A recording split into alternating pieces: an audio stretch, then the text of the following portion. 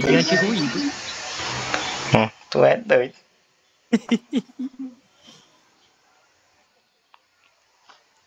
Qualidade. É a aula que eu vou ter que gravar quinta-feira pro pessoal, hein? É testando aqui a qualidade, é a diferença.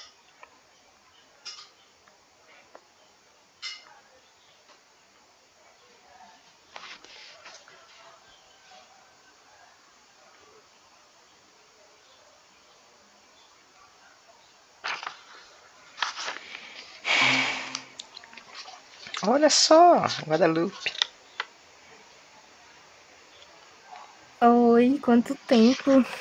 Pois é, né? Pois é. Beleza, então vamos começar. Depois, no próximo, é só resumo todo mundo.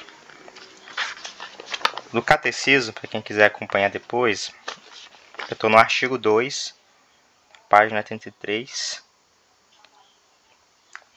parágrafo 74.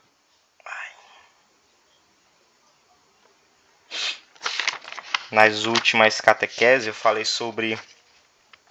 Basicamente, a gente fala sobre o capítulo 1, capítulo 2 e agora o capítulo... Agora o artigo 2 do capítulo... Cadê? Do capítulo 2. Porque no catecismo, ele é dividido em esse amarelão aqui, que só tem a capa daqui, porque essa aqui já foi. Quem quiser me dar de presente, estou aceitando. Ele é dividido em capítulos. Ele é dividido em artigos. Tem capítulos, aí dentro dos capítulos tem os artigos. E dentro dos artigos tem os parágrafos. Ah não, tem os subtítulos. E dentro dos subtítulos tem os parágrafos. Então é uma divisão muito doida. Então estamos no capítulo 2, no artigo 2. No parágrafo 74. Então é muita coisa. Então, um resumo dos capítulos anteriores. Basicamente, a gente começou que o homem é capaz de Deus. Né? Então, resumindo, a gente chegou na conclusão que o homem consegue chegar na conclusão que existe Deus simplesmente pela razão, sem precisar de fé. Então, o ser humano só vem da natureza. Eu só o cálice pra ele. É porque A Bia tá pedindo pra tu aceitar. A Bia? É. em vez de Aceitar ela onde mesmo? Ela não mandou convite. Ela acabou de mandar que ela disse.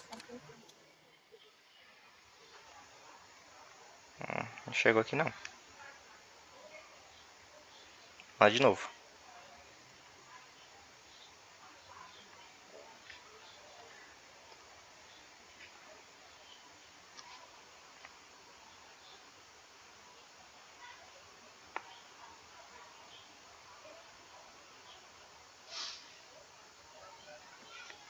Enfim, se chegar o convite eu vejo.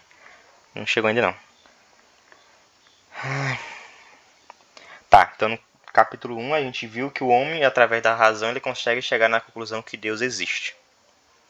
Os primeiros filósofos, né, Platão e Aristóteles, eles chegaram nessa conclusão. Né, que existe um ser que rege todas as coisas, né, que eles chamavam o ser de ato puro. Ou, para nós, a gente chama de Deus. Só que o ser humano só chega até aí. Bom, o ser humano consegue chegar na conclusão que existe Deus, mas ele não consegue chegar em saber qual é o Deus. Qual é o Deus verdadeiro.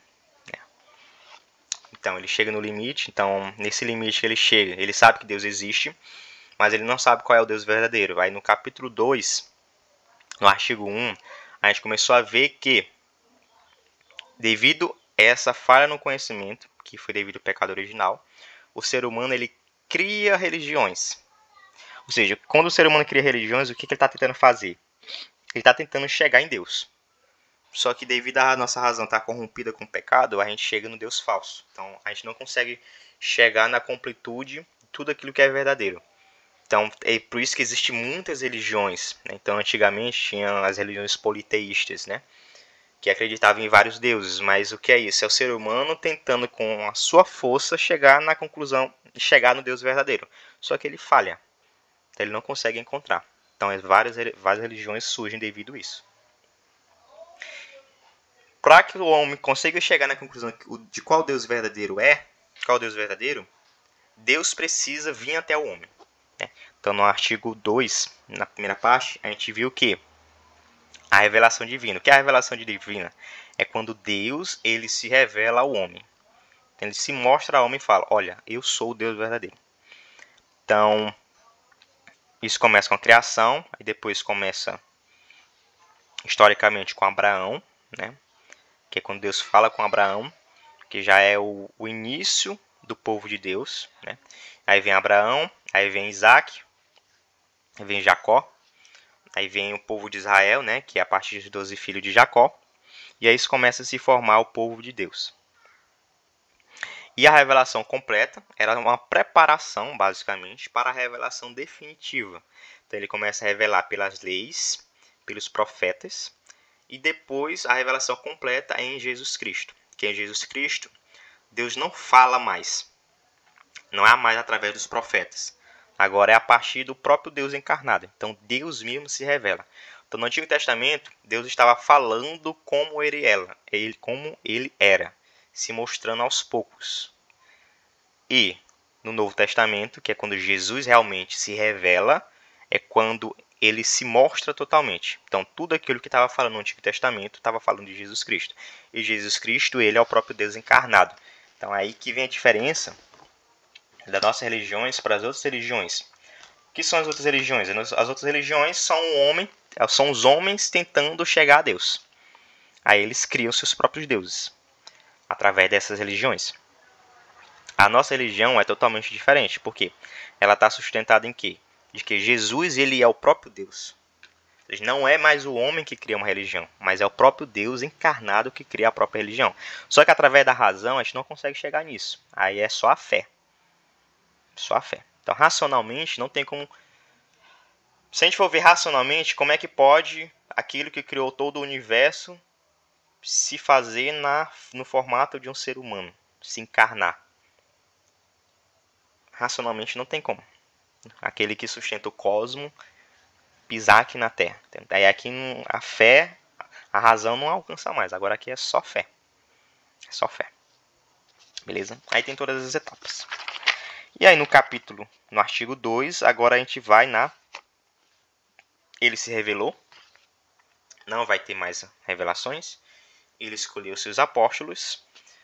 Ele morreu, ressuscitou. E agora a missão dos apóstolos é levar a verdade para as outras religiões. Né? Começou principalmente com Paulo. Pedro teve a missão de converter os judeus. Mostrar que Jesus ele era o Messias mesmo. Não só o Messias, mas o próprio Deus encarnado. Paulo teve a missão de converter os pagãos. Então ele foi atrás daqueles que tinham outras religiões e foi mostrar para eles quem era o Deus verdadeiro. Então Paulo ele teve uma missão, basicamente a missão de Paulo foi uma das mais difíceis, né? Converter os pagãos. E a partir da cultura deles ele começou a pregar o evangelho e tentou converter essas pessoas. Mas agora a missão é mostrar para todo mundo qual é a religião verdadeira. E aí vem o artigo 2, né, 74, fala, né, Deus quer que todos sejam salvos e cheguem ao conhecimento da verdade. Isto é, Jesus Cristo. Então, ele é a verdade. É preciso, pois, que Cristo seja anunciado a todos os povos e a todos os homens, e que desta forma a revelação chegue até os confins do mundo. Deus dispôs amorosamente que permanece íntegro e fosse transmitido a todas as gerações tudo quanto tinha revelado para a salvação de todos os povos. Aí vem a primeira parte, né, que é a tradição apostólica. Cristo, o Senhor, do qual se coube toda a revelação do sumo Deus, ordenou aos apóstolos que anunciassem a todos o evangelho, o qual, antes prometido pelos profetas, ele próprio cumpriu e promulgou por sua palavra, como fonte de toda a verdade salvífica e de toda a regra moral. Pregação apostólica. A transmissão do evangelho, segundo a ordem do Senhor, faz-se de duas maneiras.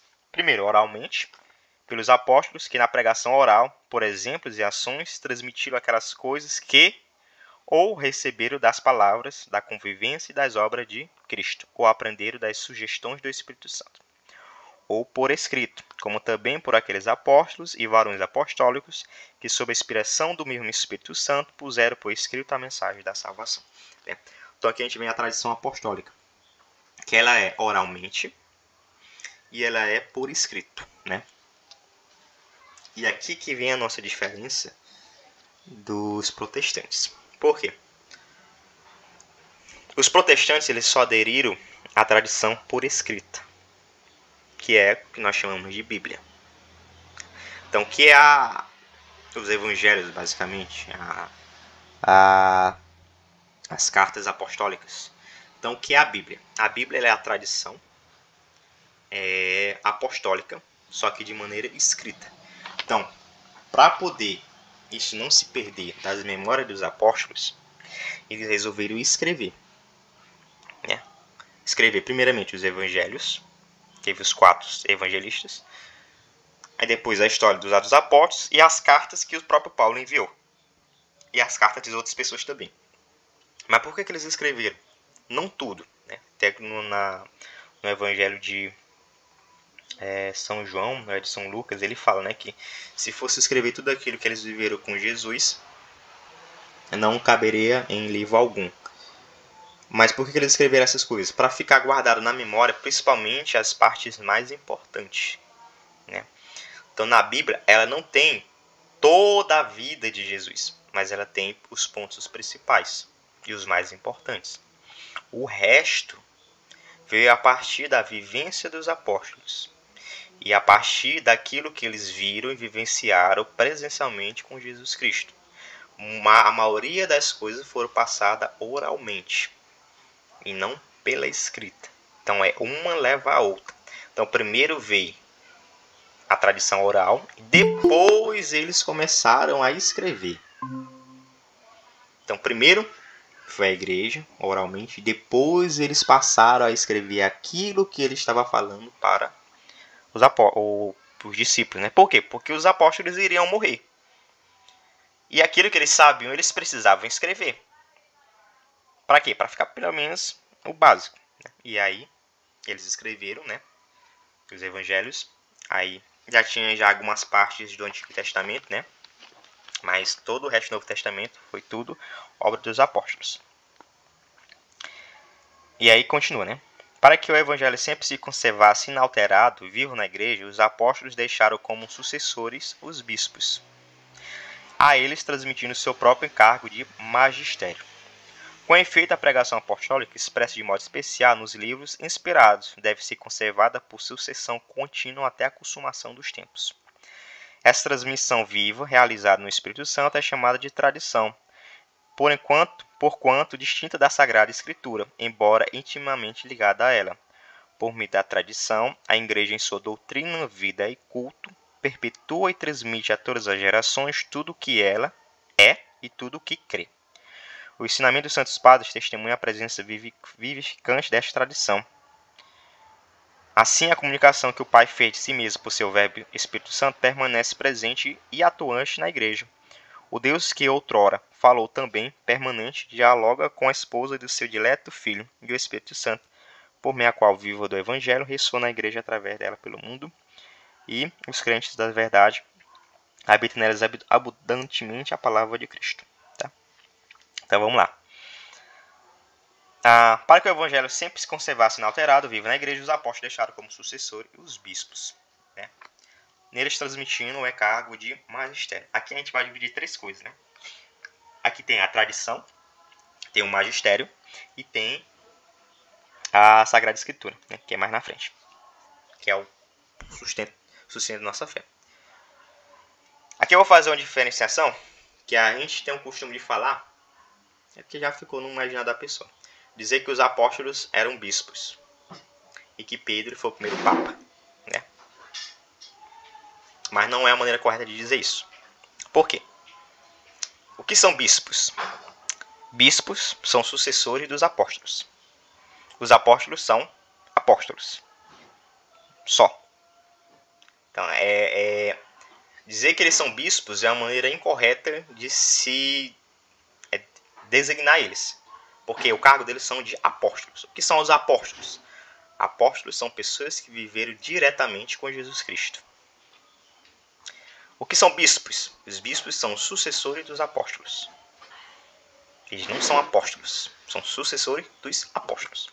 Então Pedro, ele não era o primeiro, não foi o primeiro papa. Ele foi o líder dos apóstolos. Depois de Pedro, quem sucedeu ele, aí sim é considerado o primeiro papa. Então, quem é papa? Papa é o sucessor do líder dos apóstolos. Então, se a gente for trazer a nomenclatura correta, é essa. Então, Pedro foi o primeiro apóstolo. Não, Pedro foi o líder dos apóstolos. Papa é o sucessor do líder dos apóstolos. Bispos são sucessores dos apóstolos. E o Papa, ele é líder dos bispos. Eu vou falar isso. Como é que eu vou falar isso para meus catequizanos? Eu vou estar me contradizendo. Não, é porque, tipo... não é que... É que na nomenclatura não é correto dizer que ele foi o primeiro Papa. Por quê? Porque já ficou no imaginando das pessoas, né? Porque o Papa é o líder da igreja, enfim. Só que assim, se a gente for pegar o que o catecismo fala, não é assim que ele traduz, né? Para ficar assim, correto mesmo, os bispos são sucessores dos apóstolos. Os apóstolos não são bispos, né? Porque, enfim. Aí é questão de nomenclatura. É claro, ficou no imaginário de todo mundo que o Pedro foi o primeiro Papa. E, tipo, isso já foi perpetuado. É a maneira errada? É heresia? Não. É só que, assim... é que Pedro, ele merece um título muito maior.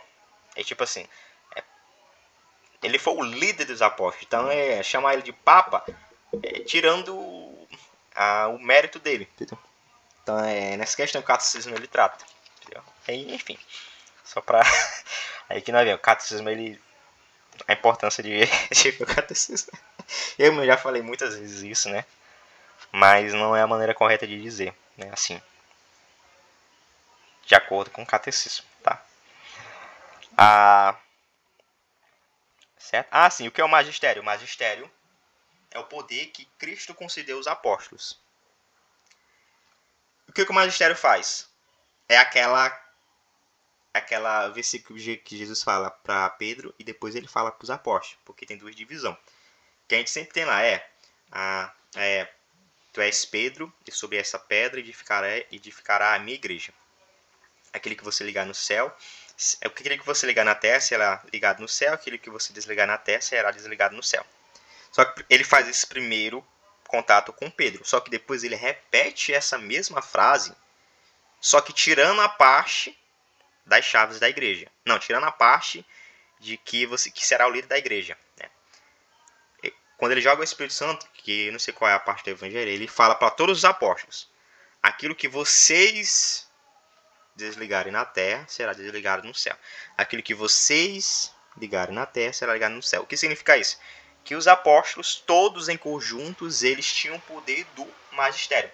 Só que quem definia no final de tudo é o Pedro. Então, o líder que decide. Todos os bispos eles têm seu magistério, só que quem decide no final de tudo é o próprio Papa, né? Hoje em dia nós chamamos de Papa, né? Quando ele fala em ex-cátedra. Então o magistério é esse poder de ligar e desligar coisas. O que significa isso? Decidir novas regras, leis, ou tirar novas regras e leis, sendo que essas não podem contradizer a lei natural e a lei divina e a tradição. Então tudo aquilo que o Papa ele decide não tem erro se ele fala em ex-cátedra. O que é ex-cátedra? É quando ele utiliza as chaves. Quando ele fala de maneira dogmática. Ou seja, o padre nunca vai errar quando ele fala de maneira dogmática. O Espírito Santo impede ele de fazer isso. Nunca. Nunca vai existir uma proclamação de algo que seja de maneira dogmática, que seja contra a lei natural e a lei divina. Jamais. Então a igreja está respaldada nesse poder. Por quê? Porque o próprio Cristo passou para ela. Primeiro passou para os apóstolos passaram isso para os seus sucessores. Então eles tinham esse poder de passar isso adiante. O poder de decidir certas coisas, né? Então isso foi passado e essa sucessão vai continuar até quando Cristo voltar. Até lá. E uma maneira interessante, tipo assim, quando a gente vê a história da igreja, teve um período que teve muitos papas que fizeram coisas horríveis. Né? Papas que cometeram adultério, papas que mataram outros papas, papas que fizeram um bordel do Vaticano. Não sei se não já era Vaticano, mas da cátedra. Papas que assassinaram outros papas, papas que assassinaram outros bispos. Um negócio assim, ferrenho. Só que mesmo no período mais conturbado, mais desastroso da igreja, não surgiu nenhuma heresia. Por quê? Porque não foi proclamado nada utilizando o poder das chaves. A nossa fé, a fé dogmática, ficou intacta. Não teve nenhum erro, não teve nada doutrinal que foi imposto que causou algum erro. Eles erraram como pessoas, mas como pessoas todo mundo erra. Agora, como líder da igreja, nenhum errou. No sentido de proclamar algo. Oi, fala, Vanessa. É engraçado, né? Porque a gente tem a visão do Papa, assim, que ele tem que ser uma pessoa santa, que ninguém pode, que ele não pode errar de jeito nenhum, porque se ele errar, pronto, acabou o mundo. Se o povo vê a história da igreja na Idade Média, a questão dos papas principalmente, né? Meu amigo, já é bagaceira, meu amigo. E aí, mesmo assim, a fé continuou. Por quê? Porque Cristo sabe que o povo é pecador. Então ele tinha que deixar uma igreja que, guiada pelo Espírito Santo, e coisas que ela não iria errar. Tinha que deixar coisas que não precisava depender da santidade da pessoa. Porque se fosse depender da santidade da pessoa, tava ferrado todo mundo. Então a Igreja de Cristo, que era guiada pelo próprio Espírito Santo. Então até nos períodos mais conturbados que a igreja passou, o próprio Espírito Santo estava guiando ela. Guiando em que sentido? Para que não caísse no erro. Porque se a igreja cai no erro, se a gente não acredita nisso, a gente vai dizer que Cristo errou. Então se eu digo, a igreja pode errar. Não, se a igreja errar, significa que Cristo mentiu. Que ele disse que as portas do inferno nunca ia prevalecer sobre a igreja. Se ela errou, significa que o inferno prevaleceu. Se o inferno prevaleceu, significa que Jesus mentiu. Se Jesus mentiu, significa que ele não é Deus. Se ele não é Deus, significa que a gente até hoje está tentando encontrar o Messias. Ou seja, se uma coisa dá errado, tudo dá errado. Por isso que a fé dogmática ela, tem que ser algo que não tenha erro. E é por isso que a nossa igreja é perfeita, porque ela não tem erro no sentido doutrinal. Tem erro das pessoas, mas o erro das pessoas não modifica a doutrina de Deus, a doutrina da igreja. Então Deus criou uma estrutura tão perfeita que ela não precisa depender da santidade das pessoas. Ela precisa das pessoas. Mas ela não precisa que as pessoas sejam santas para que as outras pessoas sejam santas. Entendeu? Tipo assim, isso é fundamental para que a igreja se sustente. Porque senão, meu amigo, tá todo mundo ferrado, hein? Graças a Deus. O padre pode ser o pior pecador do mundo, mas mesmo assim ele pode perdoar os seus pecados. Mas ele tem que ser santo para perdoar os seus pecados, nós estava perdido. Mas ele ser santo para poder fazer o pão e o vinho se tornar corpo e sangue de Cristo, nós estava perdido. Entendeu? Então por isso que nada disso depende dele. Quando ele assume o ministério, é o próprio Cristo que entra no lugar dele. E aí, se é Cristo, é perfeito. Vai, Vanessa. Eu comecei a ler aquele livro do Testemunho da Glória Polo, né? Uhum. E aí eu cheguei numa parte que falava que o demônio ele tem ódio dos sacerdotes, porque mesmo que ele bote o povo assim a se perder por conta dos erros dele, ele ainda odeia ele, porque as mãos dele, a mão do sacerdote é ungida, né? Independente do pecado dele, ele sempre vai conseguir transformar o pão e o vinho em corpo e sangue de Cristo. Exatamente. E vai conseguir perdoar nossos pecados, que é o mais importante também. Aí tem a segunda parte. A relação entre a tradição e as Sagradas Escrituras. A tradição e as Sagradas Escrituras estão entre si estreitamente unidas em comunicação, pois, provindo ambas das mesmas fontes divinas, formam de certo modo um só todo e tende para o mesmo fim.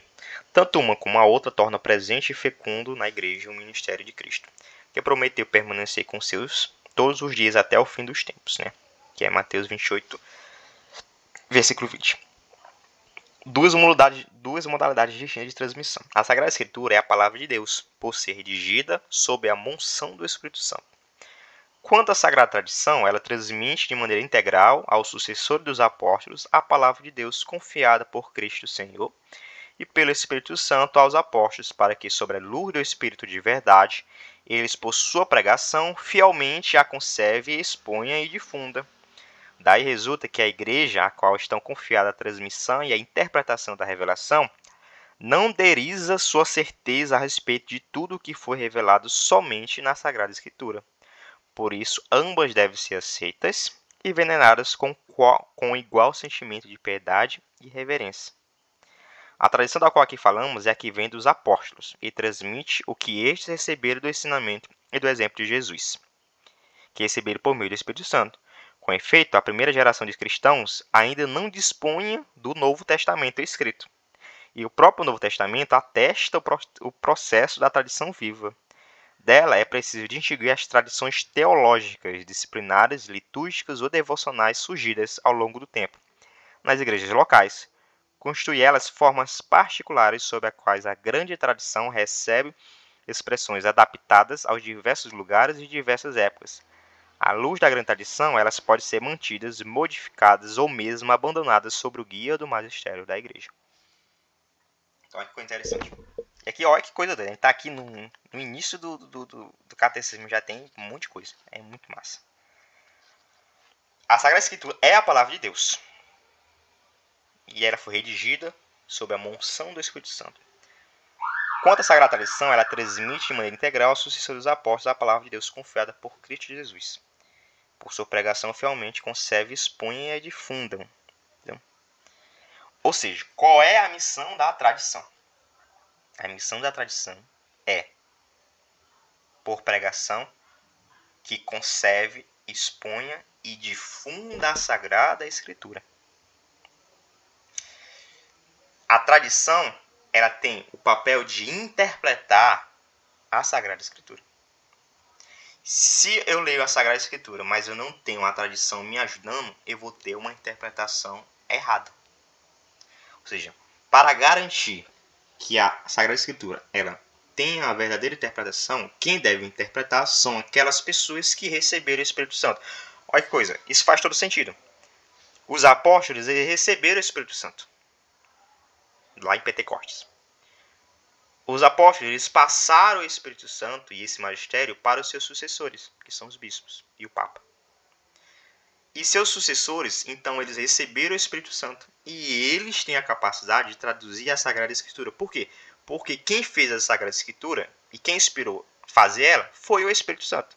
Ou seja, a única pessoa que pode traduzir a Sagrada Escritura é quem recebeu o Espírito Santo. Por quê? Porque quem fez a Sagrada Escritura foi o Espírito Santo. Então, como é que uma pessoa que não recebeu o Espírito Santo vai traduzir a Sagrada Escritura, sendo que ela foi feita pelo próprio Espírito Santo? Isso é lógica. Entendeu? Então, a Sagrada Escritura ela é a palavra de Deus, mas para ser interpretada tem que ser pela tradição que recebeu o próprio Espírito Santo. Senão, vai dar erro. Então, aí vem Lutero, aí vem a livre interpretação da Escritura. O que ele fala? Que qualquer um pode interpretar a Sagrada Escritura. Ora, se qualquer um pode interpretar a Sagrada Escritura, eu não preciso de igreja, eu só preciso da Bíblia. Ora, se eu só preciso da Bíblia e todo mundo tem o Espírito Santo, que é isso que ele fala, o Espírito Santo ele sopra para todo mundo. Se o Espírito Santo sopra para todo mundo, então todo mundo tem o Espírito Santo. Ora, se todo mundo tem o Espírito Santo, eu não preciso de igreja. Eu mesmo vou interpretar a Sagrada Escritura e eu vou fundar a minha igreja. E é isso que aconteceu. Um monte de igreja, todo mundo diz que tem o Espírito Santo, todo mundo pregando coisas diferentes. Ou seja, uma coisa. Aí tem dois problemas. Ou o Espírito Santo é doido e começou a soprar para todo lado, ou todo mundo está errado e só um vai estar certo. O Espírito Santo não é doido. O Espírito Santo ele é bem conciso naquilo que ele interpreta. Então, alguém tem que estar certo. E aí, quem está certo é aquele que recebeu a tradição. E aqui é bem interessante que ele fala, né? Que primeiro vê a tradição. Depois que vê a Sagrada Escritura. Então, antes não tinha Bíblia, que ele fala bem claro. O Novo Testamento só apareceu anos e anos depois. Então, quando não tinha a Bíblia, o que eles apertaram? Onde é que está na Bíblia que isso está escrito? Não tinha Bíblia. Absurdos 100 anos depois, 100 anos, às vezes até 200 anos depois, se juntou. Aí se eles vão dar a explicação deles vai dizer o quê? Não, é porque já tinha sim, tinha as palavras conectadas, mas o Espírito Santo guiou todo mundo. Na verdade não foi a igreja que formou a Bíblia, na verdade foi um conjunto de pessoas que surgiu, mas todas essas pessoas... Enfim, aí a interpretação, meu amigo, vai adoidar, né? Então, isso é muito importante saber, né? Então a Bíblia ela só pode ser interpretada por aqueles que realmente têm o próprio papel para isso. E esse alguém é a igreja. Aqui ele fala das tradições, né, com T minúsculo. O que são as tradições? São as tradições litúrgicas e disciplinares, né? Então se a gente for pegar a liturgia da igreja, da missa que a gente participa hoje, antigamente ela não era assim. Ela transformou muitas e muitas e muitas vezes. Ela foi adaptada. Para quê? Para que ela se adaptasse de acordo com o lugar, com a cultura e com o tempo da época. E ela pode tirar coisas e pode adicionar coisas, sendo que ela deve ser guiada pelo magistério da igreja. Então tem muitas coisas que a igreja fazia antigamente, mas essas coisas elas foram retiradas, elas foram adaptadas. Por quê? Porque nós estamos em outro tempo, nós estamos em outra cultura. Então não faz sentido deixar elas. Então o magistério ele tem esse poder de adicionar coisas e retirar coisas, sendo que esses não devem modificar o todo, que é a tradição com T maiúsculo. Então, por exemplo, se a gente for pegar ritos da missa, ritos litúrgicos, a igreja tem dezenas de ritos. A gente só participa do rito romano. Mas se vocês forem nos países orientais, tem os ritos orientais, tem mais de 10 ritos. Tem 7 grandes ritos, e desses 7 grandes ritos tem existem subdivisões. Então a gente só conhece um rito, que é o do romano, né, que é o novo rito, que é de acordo com São Paulo VI, se não me engano. É, o rito Paulo VI, rito romano. Que agora é só um, que é o que a gente vai para a missa normal. Tem toda aquela guia, Aí tem o rito tridentino. Né, que o rito tridentino ele não faz mais parte do rito romano. Ele é um rito específico. Já mudou, que aqui a gente chama da missa tridentina.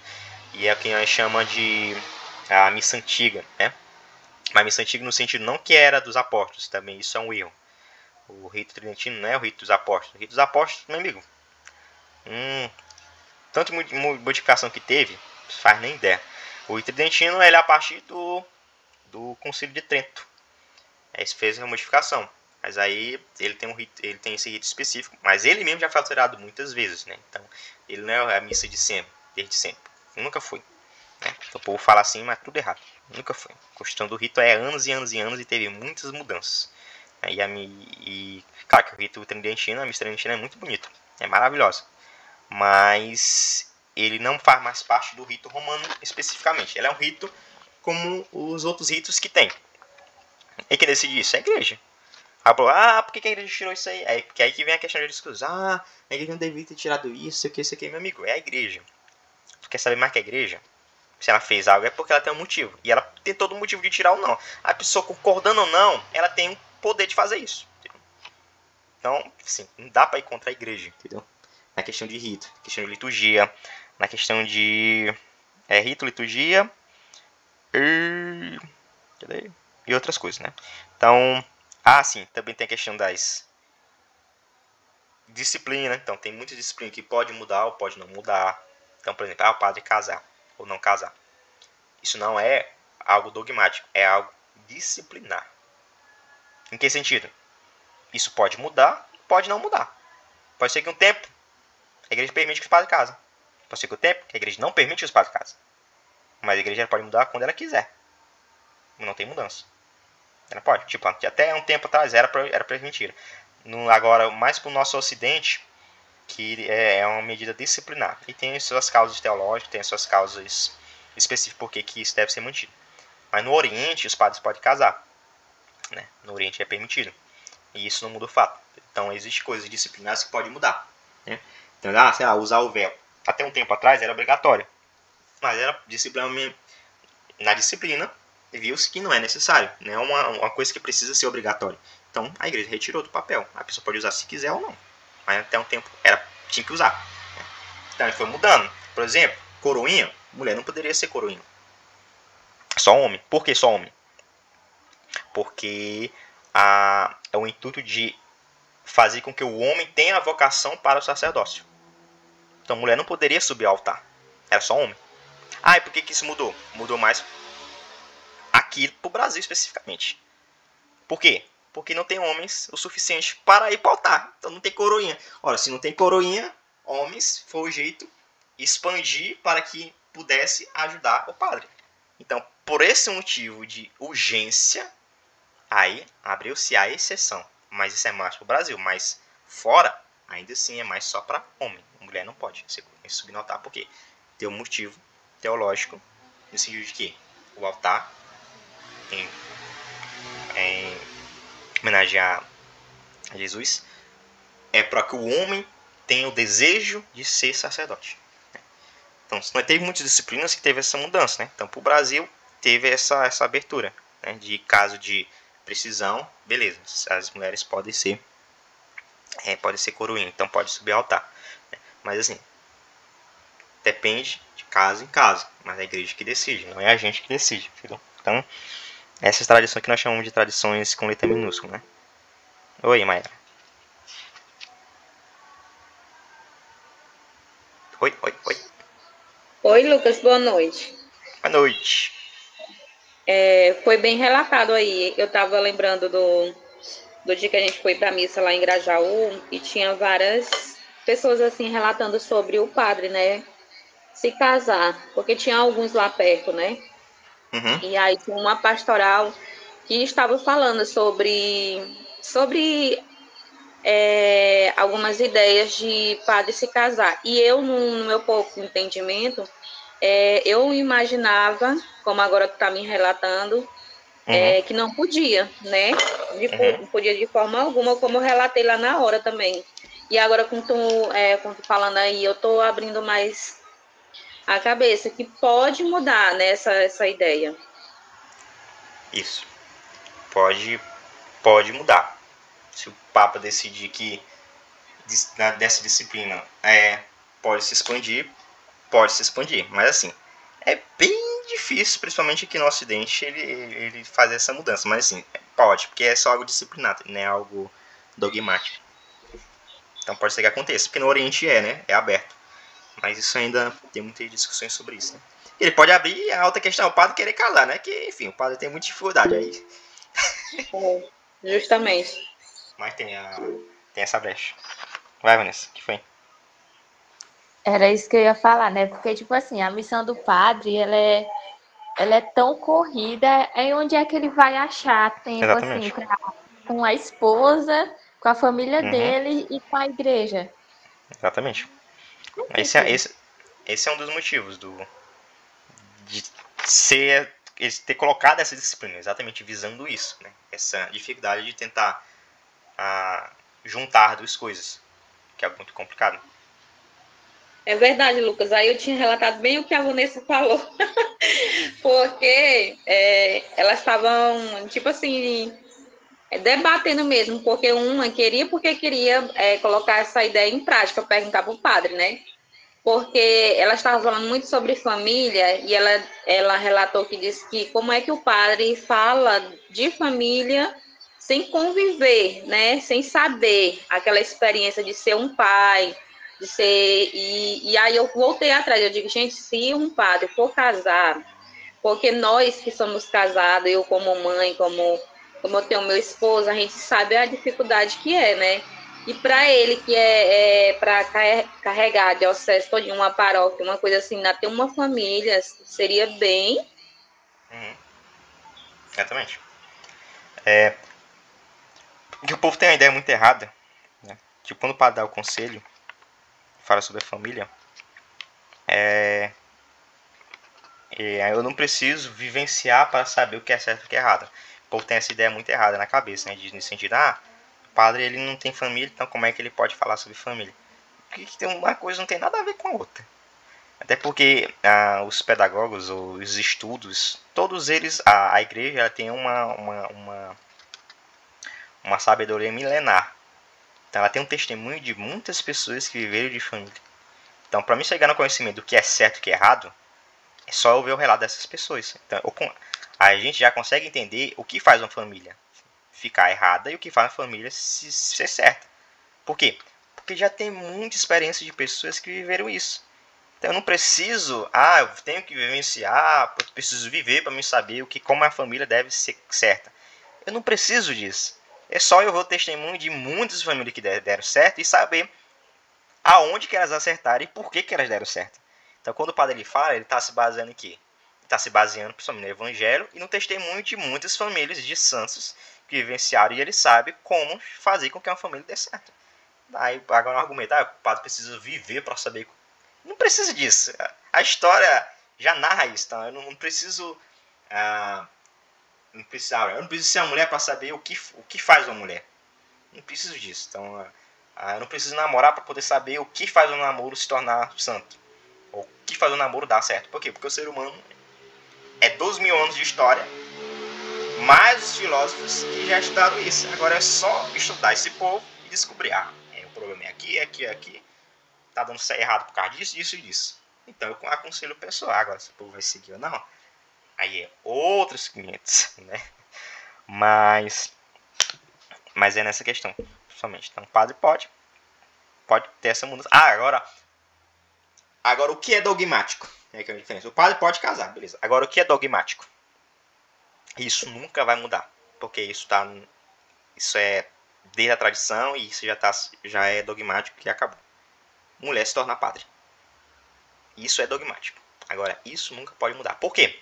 Porque o sacramento da ordem, ele precisa que seja um homem. Precisa para ele ter o efeito. Então não tem como. Mesmo que a igreja disse, vai botar uma mulher. Vai botar uma mulher. Mesmo que coloque, não vai dar certo. Por quê? Porque ela não vai ter ela não vai ter, nós chamamos de a matéria, né? O sacramento precisa ter matéria, forma, intenção, e tem outra parte dizendo.